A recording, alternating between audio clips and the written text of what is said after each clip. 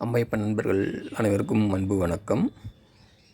இந்த வீடியோ காணொளி ஒன்று வந்தது, அதனால் இந்த பதிவு போட்டால் நல்லாயிருக்கும்னு தோணுச்சு. அதனால் இந்த பதிவு.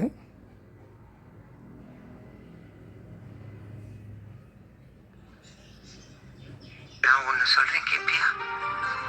வாழ்க்கையில் ரெண்டே பேர் தான், வலி கொடுக்குறவங்க ஒன்று, வலி கொடுக்குறவங்க ஒன்று. வலி கொடுக்குறவங்க பற்றி யோசிச்சா வலி கொடுக்குறவங்க பற்றி எப்படி தெரியும்?